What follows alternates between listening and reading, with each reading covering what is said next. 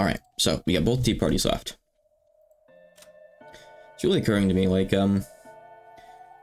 episode 7 and 8 are going to be very different, and things like that's something you could say about every episode of Umineko. Episode 1 is basically just a murder mystery. Episode 2, Beatrice appears on the game board partially, and they start having their logic debates.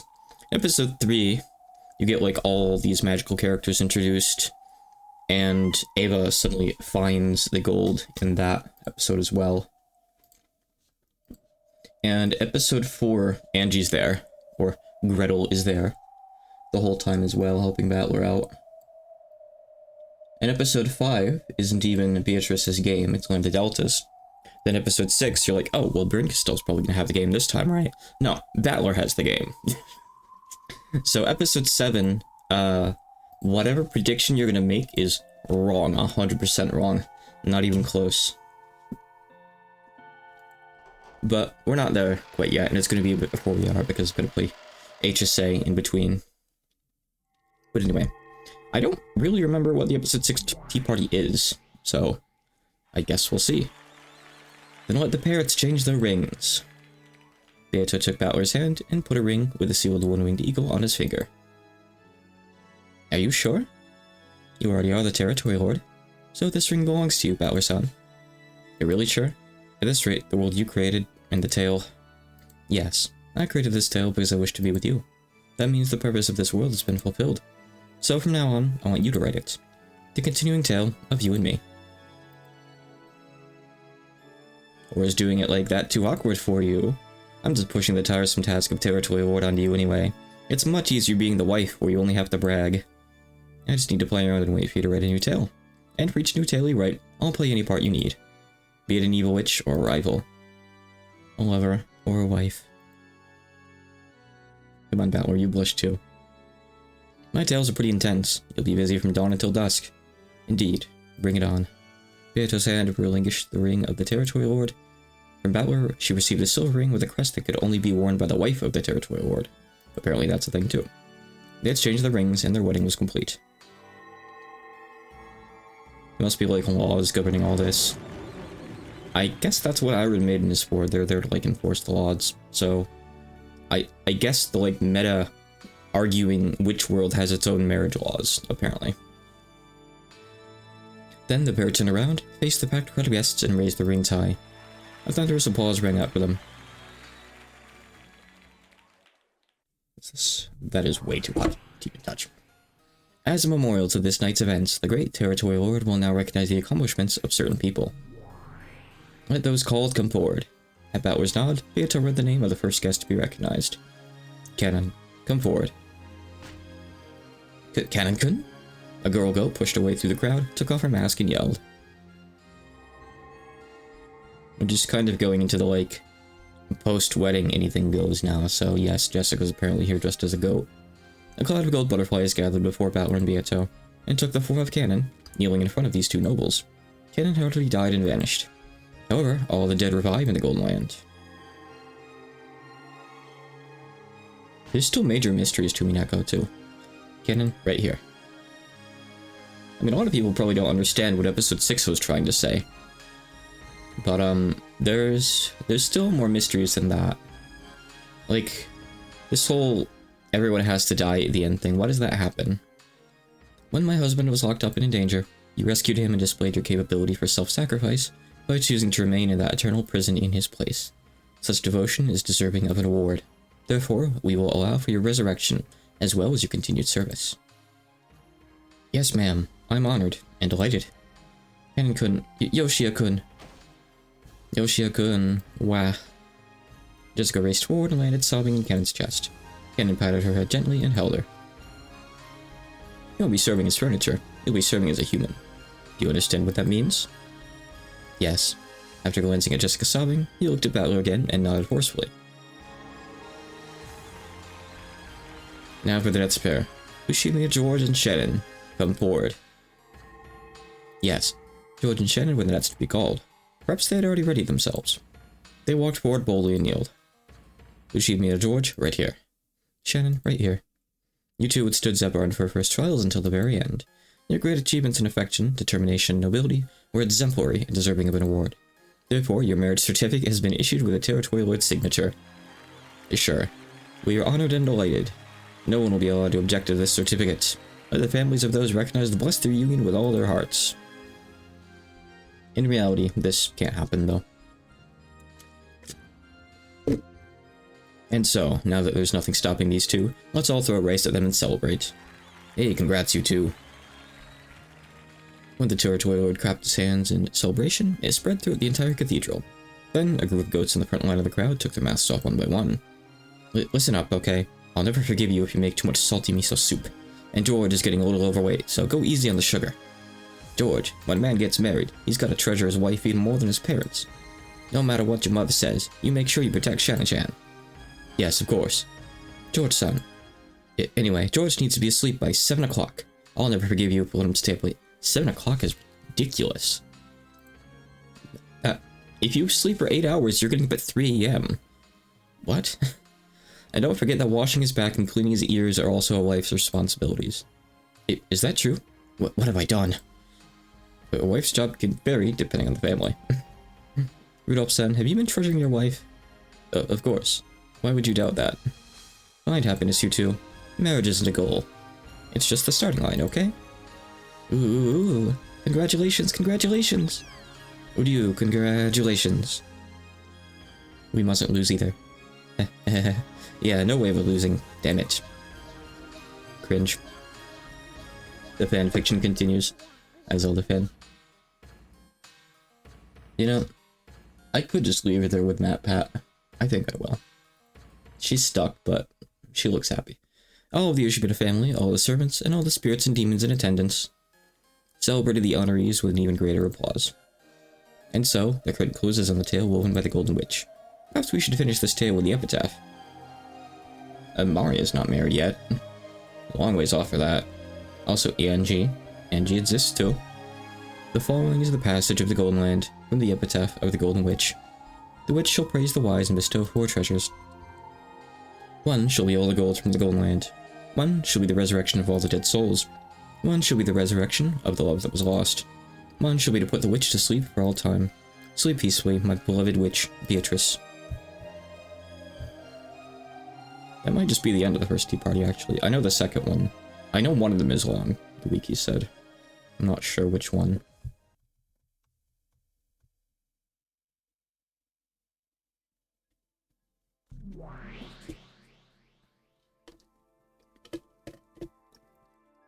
He's like, what am I reading? So this means Beato was satisfied and put to sleep. That interpretation is probably appropriate. And, now that the game is over, Oni-chan will be released, right? What will we do next? Who knows? The book of this fragment tells no more of the story. So in the end, we don't even get to see what comes next for him. Nothing comes next for him. In the end, Oni-chan and the others never came back. They reached the Golden Land and had a great time together there. Even if the tale tells us that, the truth is that everyone died in that huge accident. Girl says there's a CG for the wedding. Sure, I can show that.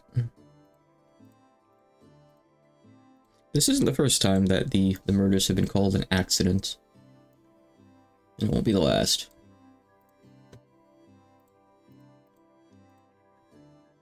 Still, we learned a lot of very interesting things. Seems that island really was a crazy island of illusions. Indeed, and your reading was truly wonderful. I feel worn out, like watching a 6-hour movie all at once. I'm tired. Ushidamiya Angie, you truly have worked hard. Your reading has soothed my boredom. I, Featherine, am more grateful to you than I have been for so many years that I cannot remember. If you're grateful, why can't I have some kind of award too? What would be good? Give me some time. I will think. Featherine sat down in a rocking chair and rocked it, apparently trying to think of something. Ushidamiya Angie, you really have worked hard. You've done well to keep reading for me until the end. With this, your responsibilities as my Miko are lifted. You may return to your original world and be reunited with the fate you've been given. Sheesh. Feels like this was one hell of a side trip. Do not pout. I'm thinking of a reward now. Yes, that's something I haven't done much. Or rather, at all, for quite some time. I imagine the ink from the bottle is dried up by now. Is she gonna write?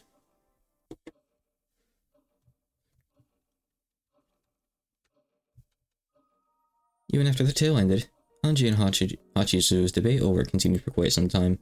It had been very serious and fiery.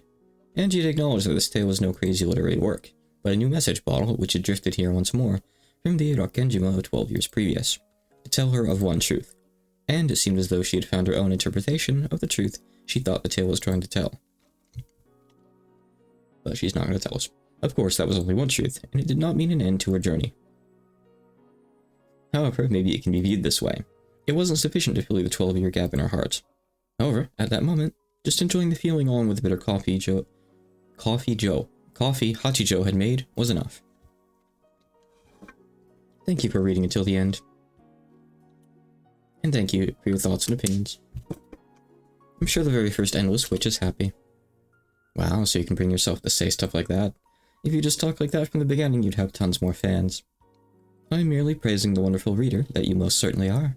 I just wanted to say that spending the time I have left in my life writing for you alone was much more productive than writing for those pigs who do not talk and cannot think would have been. And that's just the kind of thing you'd be better off not saying. Well, I'll take it as a compliment. Okay. I get the feeling that I've spent a really, really long time here. It feels as though I've spent a major fraction of my life here. Though it should feel uncomfortable, sitting here on a sofa in someone else's house, for some strange reason, it feels as familiar as my own home. However, the clock says it's only been about 2 or 3 hours since I met her. My sense of time feels very strange. Your friend seems to be taking his time. It must be a long phone call. It's creepy for a guy to talk that long on the phone. He said he was going to make a scheduled report to Okanogi-san, didn't he?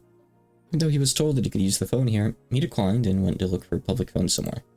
Something about how he didn't want to risk being bugged. He's a moron, so let him do what he wants. Is the nearest public phone far? If you go onto the street, there's a store on the corner a short ways down. Hey honey, that's my coffee. That'll be on my way. You can use this to pay for food or whatever. If I let you keep that money, will you come again, read my next manuscript, and tell me your opinions? You willing to pay rolls of money to get an uncute girl like me to read your manuscript? No, you really were a good, clear-thinking reader. You create these tales and throw them out onto the world in search of people like you. You praise me too much. I just take books a little too seriously. As thanks for the considerable time you have given to me, I will someday write your tale. Like when you appear in one of your forgeries again. I hope you'll kill me in a slightly better way this time. Do you like miracles? You mean like Deus Ex Machina? Plot development? I used to hate them, but recently I've become a big fan. Still, I've become a bit of a picky eater, and simply falling from my skyscraper and ending up unharmed doesn't quite qualify as a miracle to me anymore. Then perhaps one day, I will write a tale that you will consider a miracle.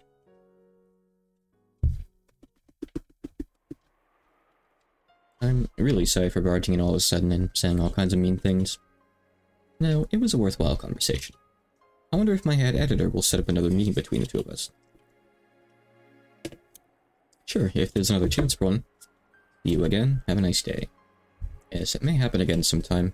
I pray that you will find your truth. Thank you. If you ever do reach a truth of your own, please try making that a tale as well someday. You want me to become one of you witches? I wonder. I'm bad at writing. A good reader isn't necessarily a good writer, you know. Quite true. I myself can never read anything written by anyone else. Sheesh. Then I'm off. After this, I'll probably never see you again.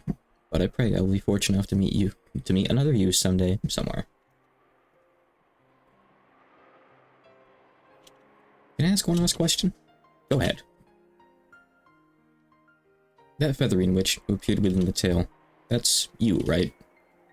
It may be presumptuous to say it, but that was my intention. This might be a strange question, but, are you feathering? Or is feathering you? Well now, what might you be talking about? That mysterious woman was mysterious to the last. And so, the day of which I had no memories ended, and on the following day I would take a boat to Nijima. I'll probably never meet her again. However, that just means that I won't meet her. So some other me might meet her somewhere down the road. Just as I have reached several truths, they must also want to reach the truth. So long, Featherine. If you ever write a decent story, please call me again. If I'm free, I might drop by.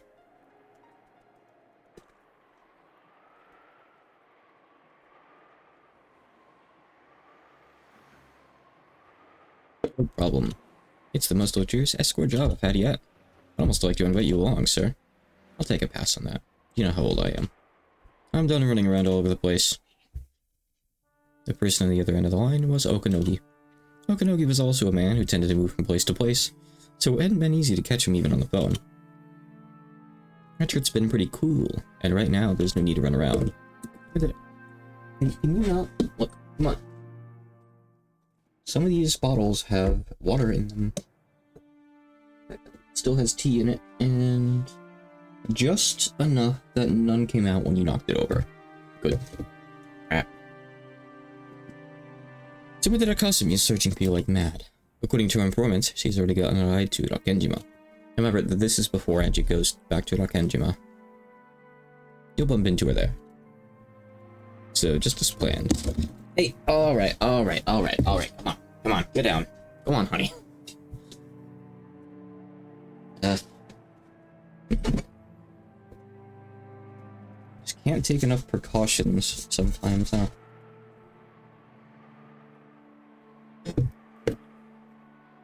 The cat's been dispelled. The cat has been exorcised from the desk. Let's just read. It'll likely be just 5 or 6 people at most, and they'll probably be armed with nothing more than handguns. They're no match for you. Feel free to run wild, but make sure you kill them. Were you able to acquire one of your favorite toys? Of course. I'm surprised you managed to arrange for it in this country. Really hard to get guns in Japan. Behind Namakusa was the rental car that they borrowed under a false name, inside of which was an old black golf bag. Assuming that it had family has already given the okay, but make sure you get out of Japan as soon as you're done. Don't forget to buy your cup ramen by the box in Narita before your flight out. Yeah, I'll take care of this time. It's an easy job. Also, you don't understand about that, right? That? Well, I'm not sure what you mean. Playing dumb, are we? Well, that's okay. Despite how you talk, you've never betrayed my expectations in the past. If you're clever about it, you won't even have to get your hands dirty. There should be plenty of ways to handle it. Yeah, I'm not sure what you're talking about. Always that Angie-chan is a child to be pitied. If only she could have stayed true to that and acted the part of a secluded young lady. When we decided to join forces after Iva-san's death, we reached an agreement. This little portable shrine of ours is important, but she's also a liability. This is for the sake of world peace as well, okay? So watch and see how it goes. I hope those submitted to black suits know how to shoot a gun right. What is it, sir? Don't tell me that after a few days on the run, you and Angie-chan have already hooked up. Ha! Me and that bratty little girl? Please. It's not like I care. It just means you finally managed to break free enough that you can take passes at girls, right? Half the world is made up of women. You'll never last if just 1 or 2 of them make you freeze up. Oh, speak the devil. She's here. Guess that's all for the day. I'll contact you if I reach our lodging in Nijima. Later. Angie was walking down the street. Why'd she have to do that when I told her to wait for me to come back? If only she wasn't like this, she might have lived a long life.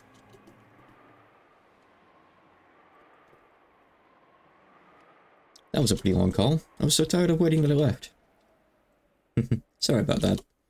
How was it for you, lady? Did you learn anything interesting?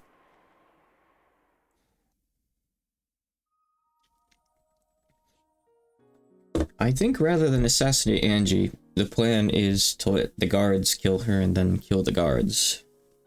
Though I'm not sure. I'm not sure that ever gets elaborated on, but... obviously, how you're supposed to interpret the 7 sisters killing the guards at the island in episode 4 is that Amakusa snipes them. That much, I think everyone can probably agree on. It wasn't Angie that did it. So that was actually an instance of... Even though magic is supposed to be stuff that you do, it wasn't really them doing it, actually. I think Angie just closes her eyes, and when she opens them, they're dead, probably. I feel like she closes her eyes. I might be making that up. It was interesting. I've harvested all I need. And I think the way the conversation was going is, if they're a good shot, they'll kill Angie, then he can kill them. And if they're a bad shot, he'll have to do the job himself. But he would rather not. Yeah, sounds cool. After Amakusa opened the passenger's side door, Angie got in the car. Amakusa quickly went her onto the driver's seat. Now let's head to the harbor. According to the old man, the Sumited family has set up a net. Now, why they want to kill Angie there and then And really it all is, I don't quite understand. If it's stuff from later on though, then you don't need to say anything. I'd rather we not get into later territory. This might be something that gets elaborated on in Tsubasa for all I know. Or Hane, whichever the side novels is newer. I'm not sure. If we do get caught, then that's the measure of my luck.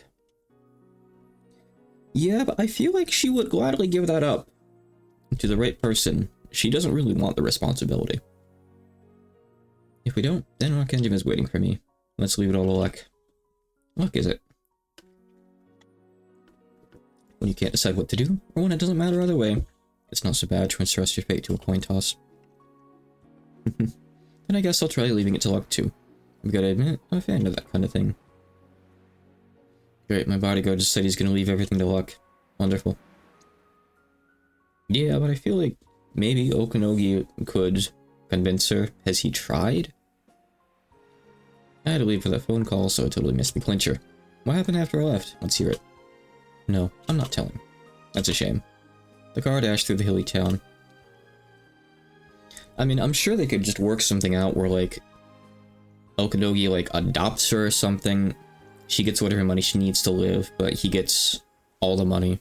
It just provides for her in whatever way necessary, and everyone wins, probably. I don't know. Did I read that? The car dashed through the hilly town. That car would return to Hachijo's house for eternity. However, Angie didn't get sentimental about it. For now, she just wanted to silently consider the new message bottle that the current endless witch, Hachijo Toya, had given her. In the rearview mirror, the town where Witch lived faded off into the distance. However, that scene wasn't reflected in Angie's eyes.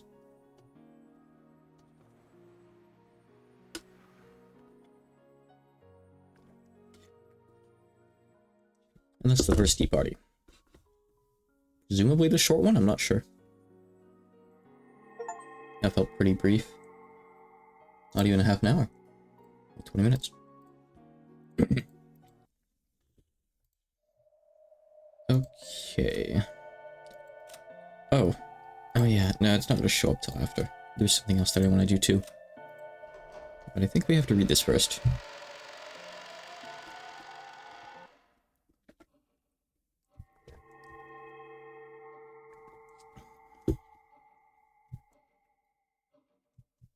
Lambda, where are you? Just having to say that felt like admitting defeat, and I didn't like it. Why is it that she's always so obnoxious and clingy when I don't need her, and then won't answer when I call her name? Where am I? Annoyed by the completely predictable ending, I'd left the cathedral. I'd planned on finding some terrace with a cool night's breeze to kill time on until the end of that farcical reception. It's true that I tried to find somewhere desolate so that I wouldn't have to look at people. But this is a bit ridiculous. I, the great Bernkastel, am lost? A miracle like that certainly wouldn't happen. Yes, miracles don't exist in this world. To create a miracle, you need an amount of time that can never be reached. A period that's no different from infinity. So when something that appears to be a miracle happens in a short span of time than that, it is not a miracle, but the product of someone's design. In other words, the reason I'm walking down this corridor is because someone's design has forced me here. Who? Who would have pulled such a complicated prank on me? Looks like you're quite the shy one, calling me out to a desolate place like this. Then, from the other end of the dark corridor, I heard a sound.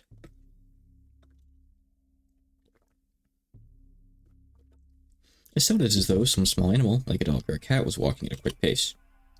No miracle could cause a dog or cat to be in a place like this. They should not have a single pet, do they? Lonely. Such a miracle would not be allowed. Since it isn't a miracle, that means I'm being guided in that direction. Very well. This might be some new theme to keep me entertained. If this is some new joke of Lambda's, I'll cover her whole body with honey, using my tongue as a reward. And then I'll stick parasol chocolates into her eyes and tell her to never do it again. I see.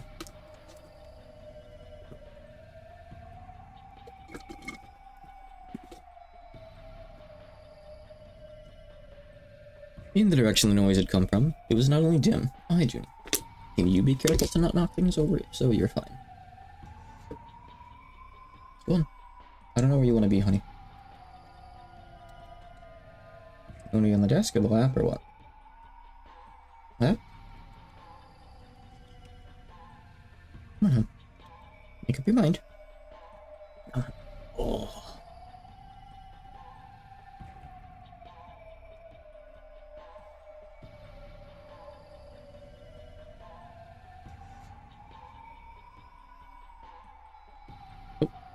Are you staying or not? However, I could sense something in that darkness. There were two emerald green glints, probably cat eyes. The eyes of a black cat that peered through the darkness. Are you the one who called me here? Or are you just the messenger?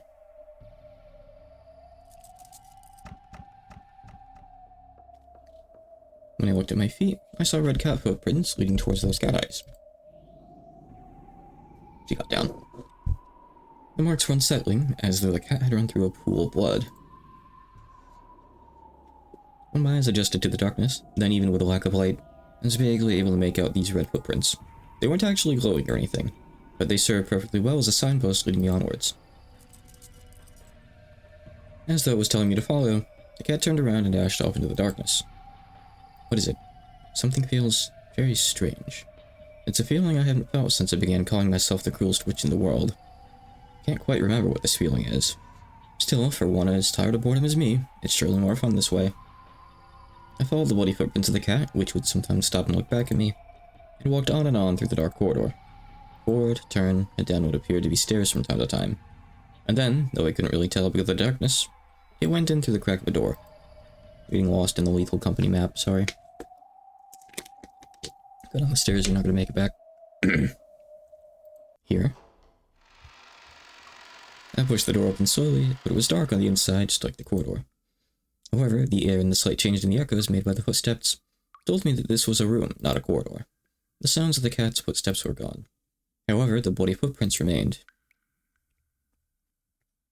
On the other side of some wooden screen, under what looked like a small spotlight, it was that same black cat gobbling down some blood-stained pet food. I see. So this is its reward for bringing me here. Cat. Sorry to bother you during your meal, but I'd like you to summon your master. That is, unless you're actually the one who summoned me. Talking to it didn't cause it to turn around. Well, I guess it is an animal eating its food. If I kick it away, it'll probably run off to its owner. Wow, Brent Castell. Wow. When I did kick the cat, it sailed away like a stuffed animal, hit the wall, and fell to the ground. Then it vanished, melting into the darkness. What's with this cat? Is it just an illusion? When I looked at its food plate, it was piled up with what appeared to be blood-drenched raw meat. It was as though someone had torn apart living flesh on the spot and piled it up on there. Come on, what's with the creepy reception? That was a mean thing to do, kicking it. The instant I heard that voice, the hairs on the back of my neck stood on end. Then, the surrounding area finally brightened. However, Bryn Castell had already guessed where this was before it grew bright.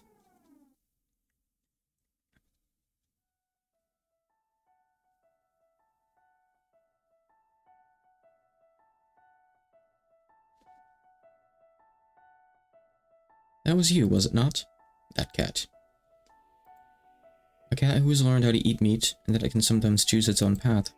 It has been a long time. It's a path I might never have had known about if you hadn't told me. You're the monster who taught me the taste of flesh. So you've come back to life, Featherine. Aurora. Augustus Aurora. You never learn, no matter how often I tell you that. Very well. Even that brings back fond memories. I have heard the rumors. It seems you've taken the name Bryn Castell, Witch of Miracles, and have been playing a far from praiseworthy fragment game.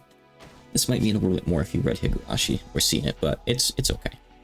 Just know that they know each other. I'm just imitating you, though I could hardly match up to your level. And if the rumors you've heard about me are bad, that applies 100-fold for you. Bryn Castell sat unreservedly in an antique chair, as though she was already familiar with the place. What are you afraid of? I'm merely celebrating my reunion with my longest-serving Miko so far. Did you really find my messenger cat so displeasing? Bryn Castell's manner seemed completely relaxed. However, Featherine admonished her, telling her not to be afraid. And judging by the expression that arose into Bryn's face, Featherine had been right on the mark. Did you really have to make such blunt insinuations against me? A cat leaving behind bloody footprints and stuffing its face with bloodstained meat? Have no fear. Look closely. You see any cat stuffing its face with meat? I just gave it a plate of biscuits as a reward for going to get you. Meat biscuits. Those are pumpkins. It was as though soot covering the plate of her feet was blown away, even though there was no wind. There lay an adorable and perfectly normal cat dish, with a pile of small biscuits on top of it. Brinkestelle didn't even hide her displeased grimace. Feathering shrugged and muttered, "You haven't changed, child of man," as she rocked a rocking chair. I see you're as unpleasant as ever, but I'm happy now. Imitating you really has been far from boring. Scold me as you please. It is the parting gift I gave you when we last met. You liked rude Mikos because they kept you entertained, right? Tch, ridiculous. If talking will only please you, I'll shut up. So, what do you want with me? It seems Beatrice's game has ended with Valor's victory. I observed it. It was quite entertaining.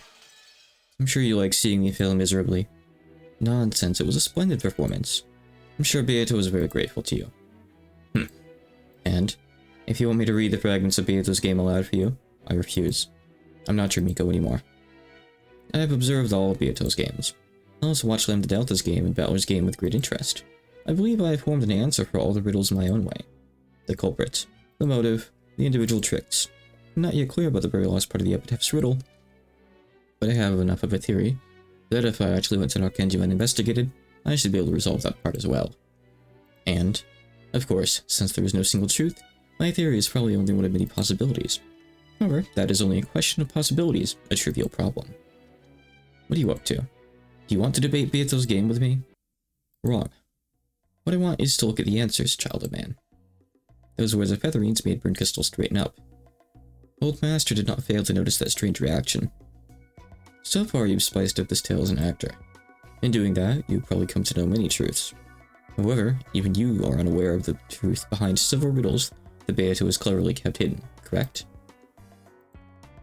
I see. You want to use me to chew apart and string out the guts of something again.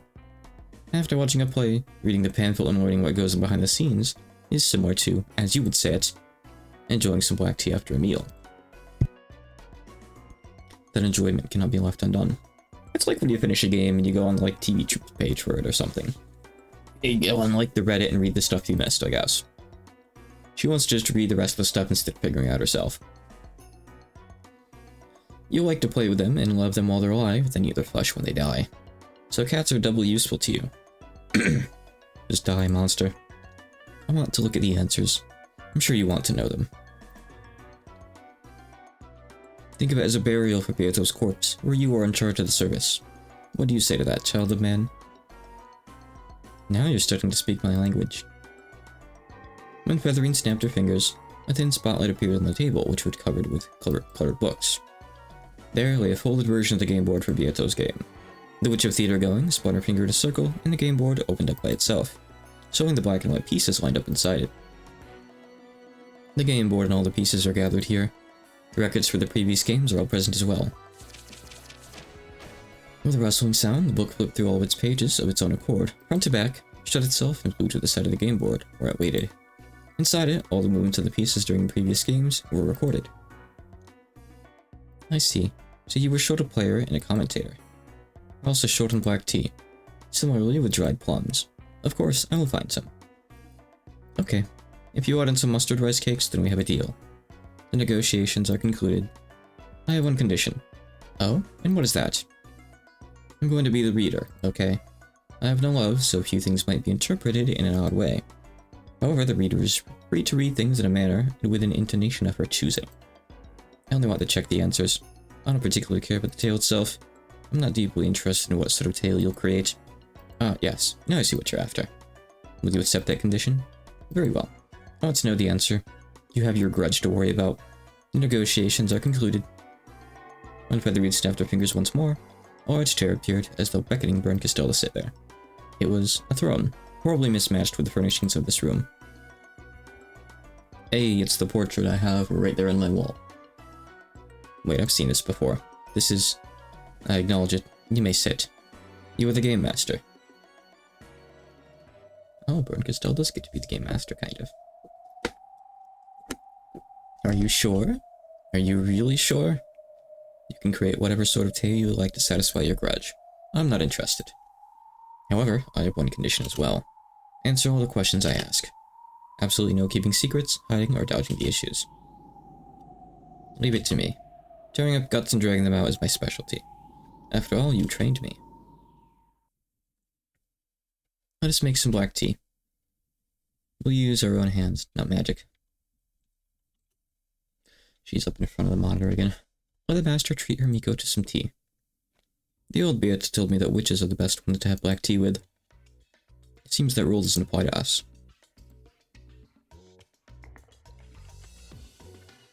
At some point, the dish piled with biscuits had once again been covered with a mountain of torn-apart meat and a splatter of red. No, not just meat, even the bowels. Black tea is best enjoyed with your fellow monsters. Also a really good song, by the way. Yeah, I like this one a lot. It's really good. It's a very goofy song, but it's catchy. Okay, that was even shorter than I thought it was going to be. I thought it was going to be at least an hour. Usually estimations like that go over, so I was expecting like an hour and a half, probably. But look, it's fine. It's whatever. I had to get it settled. There is one more thing that I want to show off that I think is present in the episode 6 tips now as well. Occultix no Majo.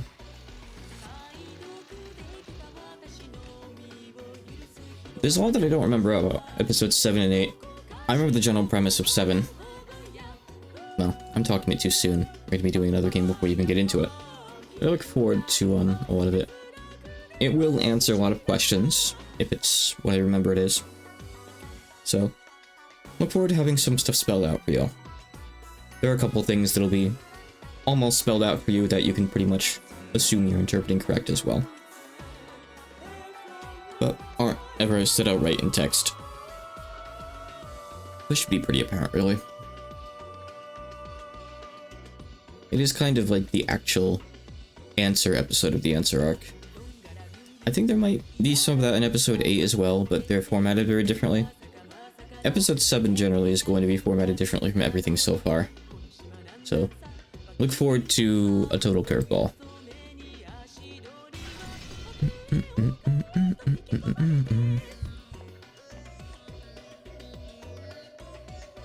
Oh, it's a little bit more. In that case, let's get the pieces ready. If we keep up the count, this will be game 7, right? Indeed. A fortuitous number. But not for Beato, right? Brancastel slowly picked up a black piece. It was the piece that represented Beatrice. It was sometimes a king, a queen, and could become a knight. Or that was only if it got promoted. Until then, it was only a trash piece, like a pawn. First comes the placing of the pieces. By this point, the witch's game has already begun. Brancastel took Beato's piece and raised it high. First move, placement. Beatrice on D8. Can't just say that. When the seagulls cried, there were no survivors.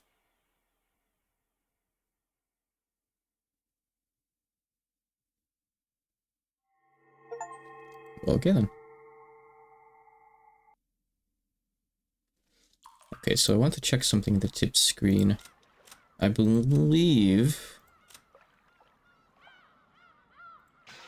Yeah, so you can kill Erica here. Fell from a pleasure boat and is currently missing. Oh, I didn't know it was supposed to be Beatrice Renegade Gap. Due to the Dokenjima explosion incident that occurred shortly after, her accident was completely forgotten. I feel like... Well, that's some interesting text. I didn't know you could see this early. Pretend you didn't see that, though you're supposed to, I guess, if you find it here. Her family says that she might have drifted to Dokenjima and gotten involved in the accident, but no evidence suggesting that she was ever on the island could be found. Forgers who know of this accident often theorize that she drifted onto Dokenjima and include her in the illusion of the witch. There you go. So you can't kill people that weren't killed during this story. I don't think there's anything else hidden in here. I feel like there isn't, at least. You can't resurrect Kinzo. He still has no portrait, oddly enough, too. Weird. I assume... Yeah, the actual ones that, like, died, you can switch around, though. You can't kill Erica twice or anything silly like that, either. I don't think there's anything else in here. But I explicitly do remember the Erica thing. I'll go see if you can do it in episode 5, too, but I kind of doubt that. Huh? Huh? Why can you just do this here? Okay, sure. Thanks. I can kill this Erica too, but there's no text in her. She just disappears. I don't think that's supposed to happen. But, you can still see 556 here. Here she is. She doesn't show up in the story, but there's 556. I don't feel like there's much of anything else. 556 existed before you could see her in, episode 4. So that doesn't mean anything. I'm just mashing around here to see if there's anything else. If only you could just kill Brent Castell here. But you cannot. And the last page is just these guys.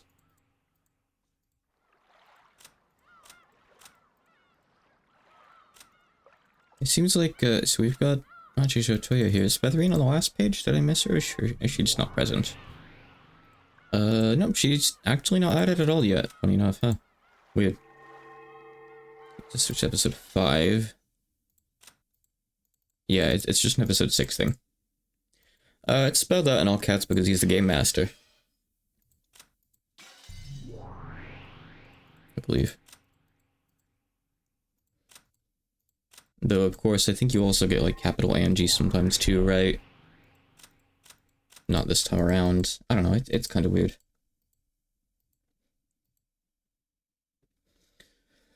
Huh. Yeah, I don't know what they do for that. Localizing katakana stuff into Chinese sounds difficult. You just kind of have to make something up, huh? Oh, I see what you mean. Oh. So, like, Ava Beatrice, like, the all caps Ava gets changed. It's interesting. That's cool. I never thought of that, yeah. Yeah, in Japanese, I think it's just katakana, right?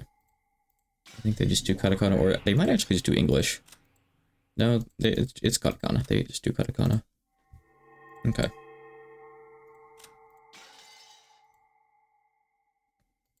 Yep. Okanjima explosion incident. Think of that as a hint, I guess, that the game very graciously gives you if you come here and find a secret in the menu. It's fair game to consider it, since this is still episode 6 content.